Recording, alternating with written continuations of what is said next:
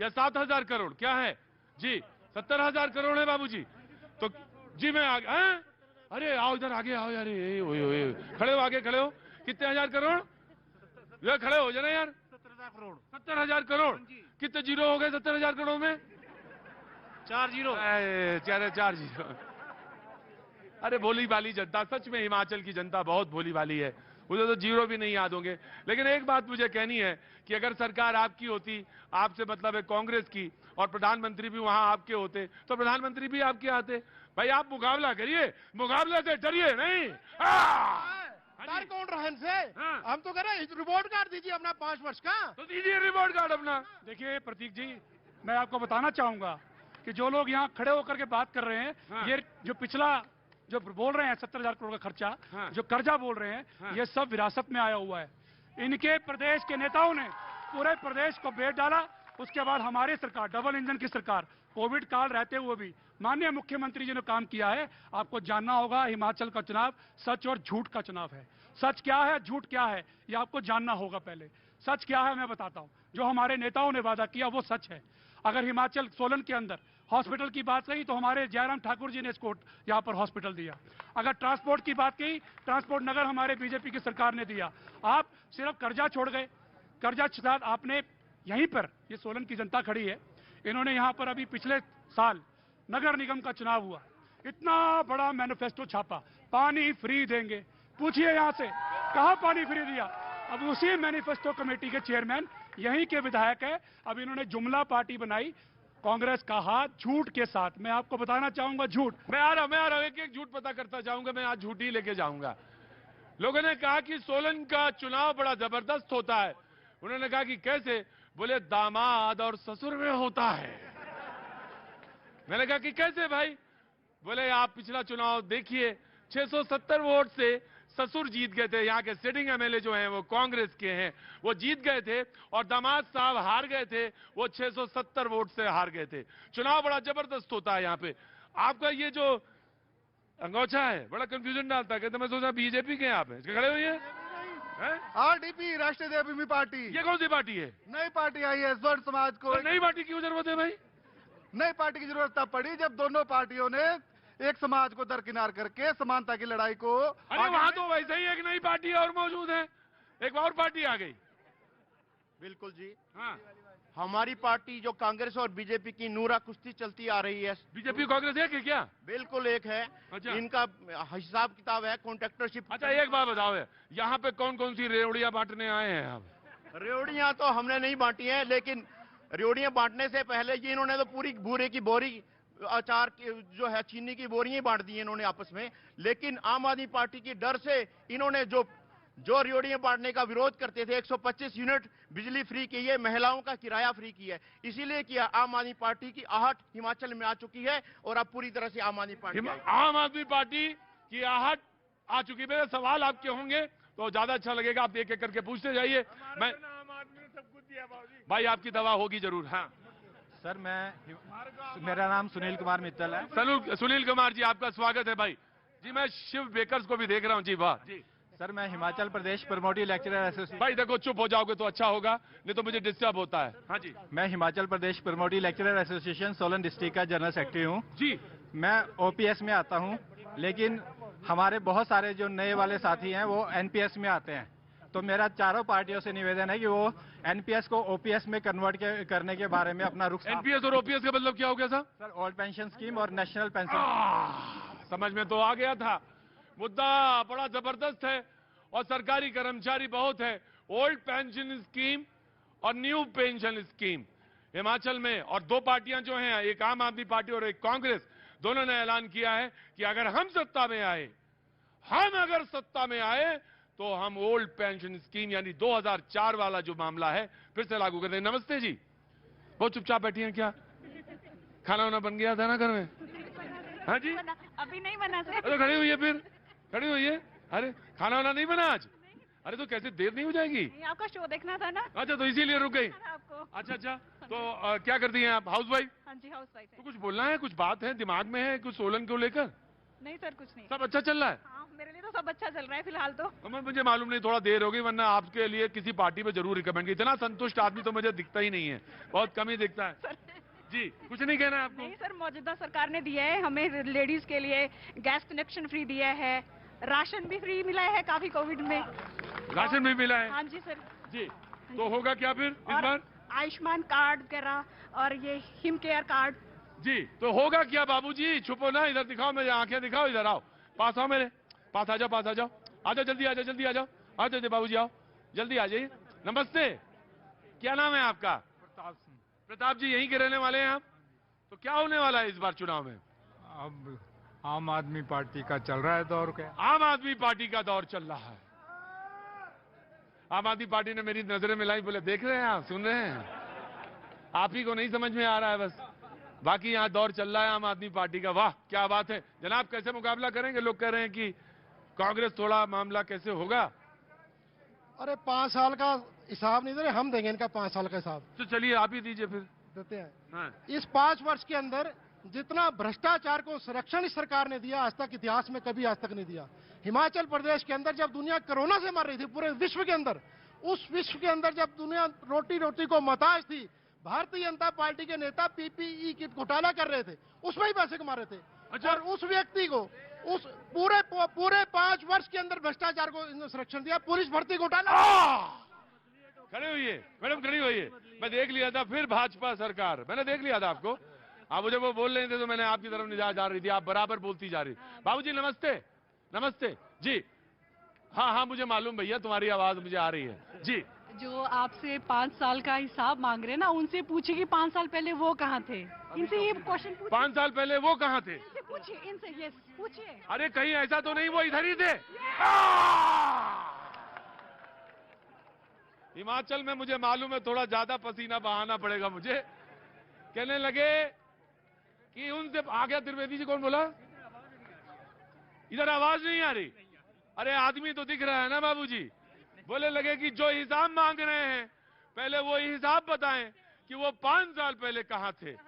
अरे कोई बात नहीं, तो चुनाव में तो चलता ही है, जो जिधर जहां पहुंच जाए वही अच्छा है, जरूरत नहीं हर सवाल का जवाब दिया जाए, कोई बात नहीं। जी जनाब, यू वांट टू रिप्लाई? जी बिल्कुल। प्रतीक जी, ये कह रहे थे कोरोना काल के अंदर हम लोग कहाँ थे। मैं इनको बताना चाहता हूं, हमारा एक एक कार्यकर्ता भारतवर्ष के अंदर कोरोना काल में घर से निकल करके हर एक जरूरतमंद के पास, एक मरीज के पास, सबके पास जाकर के राशन का वितरण कर रहा था। मैं इनसे पूछना चाहता हूं, उनके यहाँ के विधायक अपने शिमला वाले एमएलए क्वार्टर के अंदर छुपकर बैठे हुए थे। एक भी कार्यकर्ता, ये जनता यहाँ सामने खड़ी है, हमारे कई काउंसलर यहाँ बैठे हैं, एक एक काउंसलर अपने अपने घर से बाहर निकल करके मोदी जी द्वारा दिया गया राशन और एक एक घर घर पहुंचा रहे थे। मैं आ रहा हूं, बिल्कुल आ रहा हूं, मैं आपके पास आ रहा हूं। जी बाबूजी, ओपीएस ओल्ड पेंशन स्कीम आप तो सामने ही दिखा रहे हैं, आपका मुद्दा भी समझ में आ गया मुझे। जी, आप भी ओपीएस दिखा रहे हैं। जी, मेरा नाम अशोक ठाकुर, जिला अध्यक्ष न्यू पेंशन स्कीम कर्मचारी महासंघ का। और मैं पहला क्वेश्चन बीजेपी से पूछना चाहूंगा कि पिछले 5 सालों से डबल इंजन की सरकार जो है हिमाचल प्रदेश में चल रही है, लेकिन जो भी मान लेते हैं यहाँ पर विकास हुआ, स्कूल बने, अस्पताल बने, सड़कें बनी, लेकिन जिन कर्मचारियों ने इसको फील्ड में इंप्लीमेंट किया, जिन्होंने अस्पताल बनाए, सड़कें बनाई, उन कर्मचारियों को पूरे 5 साल इग्नोर क्यों किया गया? क्यों पुरानी पेंशन बहाल नहीं की गई? क्यों डबल इंजन जो है हाफ गया? गजब का मुद्दा है ये, और हर चुनाव में मैं झेलता हूं, हर चुनाव में ये मुझे सामने 2-4 होता। जवाब देना चाहते हैं क्या? जी, मैं इनकी मुझे बताया कि ओल्ड पेंशन स्कीम अगर लागू करेंगे तो 600 करोड़ रुपए, अभी बाबूजी कितना बता रहे थे, 70,000 करोड़, तो 600 करोड़ रुपए का भार पड़ने वाला है। मुझे कोई आंकड़ा बता रहा था, लेकिन ठीक है, कोई बात नहीं, मुझे कोई दिक्कत नहीं। अगर आपके घर में अगर पेंशन, ओल्ड पेंशन आएगी तो भैया जी को क्या दिक्कत हो रही है? बहुत अच्छी बात है, आनी चाहिए आपके यहाँ, लेकिन मेरा काम यह है कि आंकड़ा रखना जरूरी है। जी प्रतीक जी, इनकी बात का मैं सम्मान करता हूं, पर मैं बताना चाहूंगा कि जब कोरोना काल था, इन्हीं कर्मचारियों के लिए हमारी सरकार ने, जब सबके घर और बिजनेस बंद हो गए थे, सभी कर्मचारियों को उनका हक दिया, उनकी तनख्वाह भी दी। अब आप बात करेंगे ओपीएस की। ओपीएस की बात मैं पूछना चाहूंगा, आप ओपीएस हमसे मांग रहे हैं, बिल्कुल हमारे मुख्यमंत्री जी ने कहा है, हमारे प्रधानमंत्री जी ने कहा है, हम कोई ना कोई रास्ता निकाल करके ओपीएस देंगे। पर मैं ओपीएस दे रहे हैं आप? सुनिए, रास्ता निकाल करके सुनिए, हमारा कोई झूठ का पुलिंदा नहीं है। इन्होंने, कांग्रेस ने कहा ओपीएस पे पहले बात करना चाहूंगा। देखिए सीधे सीधे बात बताइए, घुमाइए नहीं। घुमा नहीं रहा हूं मैं, हाँ। करा रहा हूं कि ओपीएस का रास्ता अगर देगी तो भारतीय जनता पार्टी देगी, जिन्हें पिछले सरकारों ने भी कहा है अभी तक नहीं दिया है। अब मैं बताऊं आपको। और दूसरी बात ये, कर्मचारियों क्योंकि राजस्थान में, छत्तीसगढ़ में तो दे दिया, अभी पूरी किस्तें नहीं जारी की है। आपको प्रतीक जी पूरा मालूम होगा, पूरी किस्तें अभी जारी नहीं की है। ऐलान तो कर दिया, ऐलान किया पर दिया आप तो ऐलान भी नहीं करवा रहे। देखिए वही तो मैंने कहा, सच और झूठ। ये कहते हैं कि आप झूठ बोलते हैं। जी मैं आया, ऑफकोर्स है। बाबूजी नमस्ते। नमस्ते, कैसे हैं आप? क्या नाम है आपका? राम अवतार। राम अवतार जी, यहीं के रहने वाले हैं? कुछ कहना चाहते हैं? कुछ नहीं कहना चाहते। चुनाव पे हाँ, सरकार बीजेपी की बनेगी। अरे सीधे ही सीधे जवाब दे दिया, बोले सरकार बीजेपी की बनेगी। ज्यादा दाएं बाएं ना घूमिए, बोले सरकार बीजेपी की बनेगी। जी बाबूजी नमस्ते, क्या चल रहा है? क्या यहीं के रहने वाले हैं? खड़े होइए थोड़ा सा, खड़े हो जाइए थोड़ा सा। जी आ रहा हूं भैया, जिंदाबाद आ रहा हूं, जिंदाबाद आ रहा हूं। जी तो क्या होने वाला है इस बार हिमाचल में? देखते हैं, ये टक्कर तो चली है, बाकी क्या फैसला तो पता लगेगा। टक्कर चल रही है इस बार, फिर तो ससुर और दामाद सामने आमने। घर के बंदे हैं दोनों घर के बंदे हैं। गजब है भाई, दोनों लोग तो घर के बंदे हैं। अब क्या होगा फिर? आम आदमी पार्टी? बिल्कुल जी, सोलन की जनता ने ठाना है ससुर दामाद हटाना है और अंजू राठौर को लाना। क्या बोला आपने? सोलन की जनता ने ठाना है ससुर दामाद को हटाना है और आम आदमी पार्टी की अंजू राठौर को लाना है। अंजू राठौर को लाना। जी बाबूजी। जी देखिए भैया जी, ऐसा है कि जहां पर इस सोलन विधानसभा की बात आती,